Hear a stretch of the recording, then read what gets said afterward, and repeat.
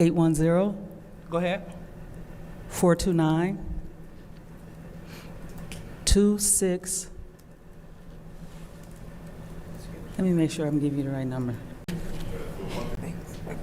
810-429-2674. 2674. Okay, Yes. thank you so much. And that is for any City of Flint resident that has any question, because I know a lot of them hear it. I'll repeat it one more time. 810-429-2674. All right. Thank you, Ms. Lewis. Thank you, Madam Chair. All righty. Councilwoman Burns, I know you said you didn't want the floor. Councilman Alameen, you also didn't take any time, so when she's done, it's open to you if you would like. Councilwoman Burns, go ahead. Thank you. Hi, Karma. How are Hi. you? Pretty good, thank you. One quick question, because I know you are always readily available and you always take calls, and I appreciate that you do that. My question is something that is recent. I am really concerned about the number of homeless people in these properties and the properties that they're setting on fire.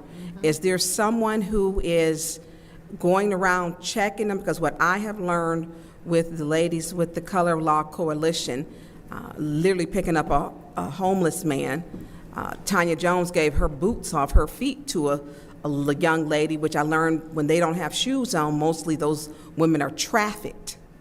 But there are people living in those homes. I mean, literally places that I have ridden by. I have technically 3 on Ballinger. I have people living in a land bank property, and it's near a food source because they eat out the dumpster. And so, and I think this problem is bigger than you. It's bigger than council. It is literally something that has to be worked on together. But what is the policy? Because I almost feel like when you put them out, the shelters don't have room. So what is the land bank's policy on homeless people if they're living in the homes? Because I get it all the time when people say, oh, there's squatters living next door. But then too, and they tend to stay in homes which have natural fireplaces so that they can burn a fire for warmth.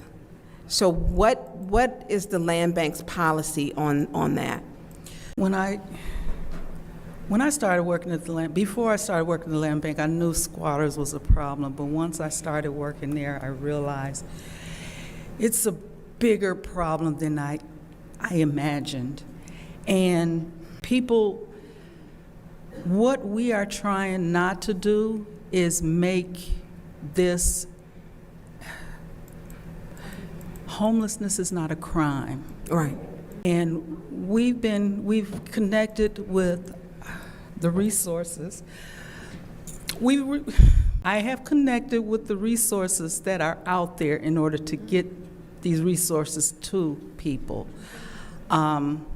We have not been legally evicting people, because once we tell them that you cannot stay here, they leave.